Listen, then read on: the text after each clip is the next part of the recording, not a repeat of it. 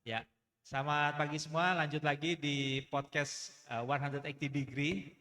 Dan kita kali ini banyak berdiskusi, banyak bertemu dengan banyak kawan-kawan ya yang mampir ke booth di Aptiknas di sini ya.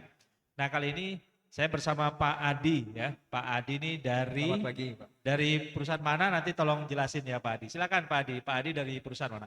Ya, terima kasih Pak Brinkley. Saya perkenalkan, saya Adi dari Epicor Indonesia, Pak. Nah, Epicor mungkin banyak yang belum tahu nih Pak, Epicor nih apaan gitu ya. Mungkin bisa dijelasin Pak, Epicor itu apa? Ya, ya, thank you. Ya, kita 50 tahun software company, 50 jadi tahun Pak? 50 tahun. Oke. Ya, jadi Kalau kalau 50 tahun biasanya udah agak rabun, udah sakit pinggang enggak Pak ya? Kalau software enggak Pak ya? ya, ya. Jadi Epicor itu 50 tahun global software company, Pak. Kita from Austin, Texas. Jadi sebenarnya kita masuk Indonesia ini agak terlambat sebenarnya. Kita baru fokus di 10 tahun terakhir. 10 tahun, 10 oke. tahun terakhir. Tapi kalau Bapak dulu pernah dengar Scala, Platinum Software di awal-awal itu Epicor.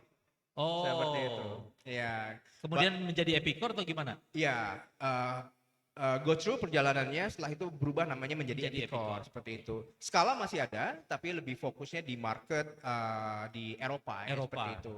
Customer kami yang masih pakai Skala itu misalnya di Hotel Indonesia Kempinski seperti itu. Sampai sekarang? Sampai sekarang. Tapi Oh. udah lagi mau coba convert ke Epicor. Migrate ya? Ya, Oke. seperti itu. Ya, apa diferensiasi Epicor? Kebetulan saya Nah, mungkin backgroundnya itu dijelasin dulu Pak. lebih ini ya. Epicor berarti adalah software apa Pak? Oke, kita ERP software. ERP software. Ya, fokus untuk manufacturing solution. Ah, oke. Ya, jadi secara global dan di Indonesia hampir 90% customer kami itu manufacturing. Hmm. Jadi Epicor itu memposisikan kalau kita itu seperti dokter spesialis.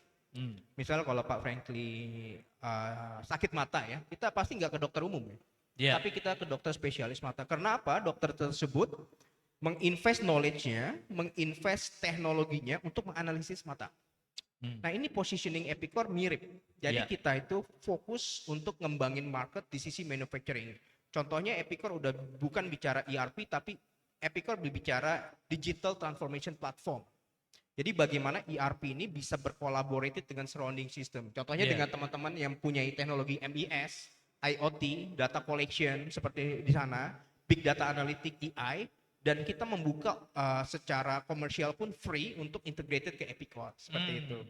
Dan yang menariknya lagi karena Epicor itu fokusnya di manufacturing, solution kita itu flexible to choice. Jadi kita juga provide untuk on-prem ataupun SaaS solution seperti itu. Karena kita sadar manufacturing itu mendekati resources sekarang. Terkadang infrastrukturnya belum ready dan lain-lain.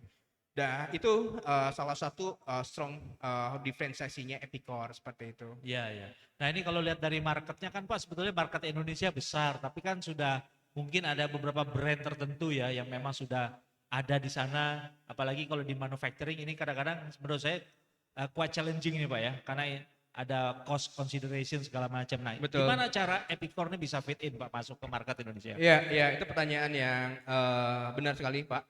Jadi memang Epicor ini Pak, kita itu masuk 10 tahun terakhir dan kita fokus di market manufacturing dan sekarang customer kami itu banyak 60% itu bukan sesuatu company yang belum pakai ERP, tapi sudah pakai ERP. Dan mereka berarti sudah tahu gitu ya tentang ERP. Mereka udah pakai 10 tahun seperti itu. Dan ternyata tren ERP itu kayak kita beli handphone Pak. Mereka tuh pakai bisa 8-10 tahun seperti itu. Setelah itu meng-consider new technology. Karena apa? Industri manufacturing ini sekarang perubahannya cukup signifikan. Iya. Itu yang pertama. Yang kedua ada namanya connected world. Jadi bayangkan sekarang itu kita bisa beli raw material dari China, gampang sekali pengirimannya, bisa di depan factory kita, yang handling third party logistik, kita hanya order dan lain-lain, bahkan bisa online.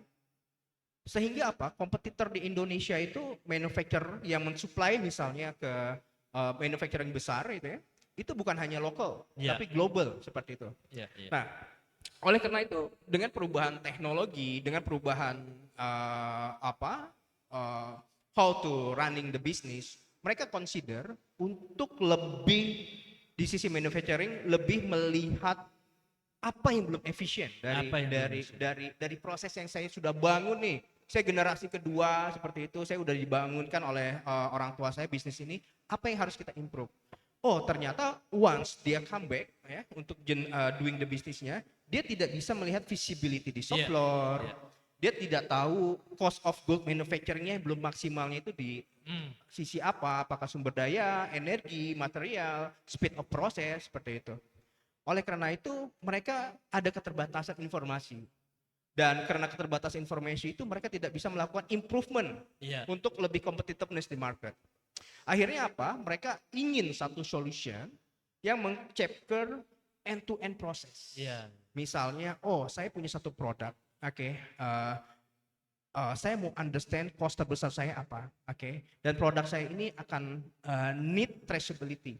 Contohnya di industri food, industri elektronik, saya ingin satu solution yang bisa meng-capture setiap proses, sehingga saya tahu di mana bottleneck proses saya, di mana poin need improvement dalam proses saya. Nah, Epicor membantu itu. Teknologi kita, istilah kembali lagi tadi kayak dokter spesialis, teknologi kita sudah mendiagnosa, sehingga kita punya tools untuk meng-capture sampai end-to-end proses, khususnya di manufacturing software. Seperti itu. Sehingga manajemen mengambil keputusan itu punya visibility untuk improvement prosesnya. Ini challenging ya, karena kadang-kadang orang kalau udah biasa pakai itu tahu-tahu harus shifting gitu kan ya. Betul. Ini challenging sekali. Anyway, sekarang siapa aja nih Pak kira-kira customer yang bisa di-sharing ya success story buat kita nih? Jadi Epicor di Indonesia fokus di 5 industri besar. Pertama adalah automotive part. Contohnya Garuda Metalindo, TBK itu dengan kita.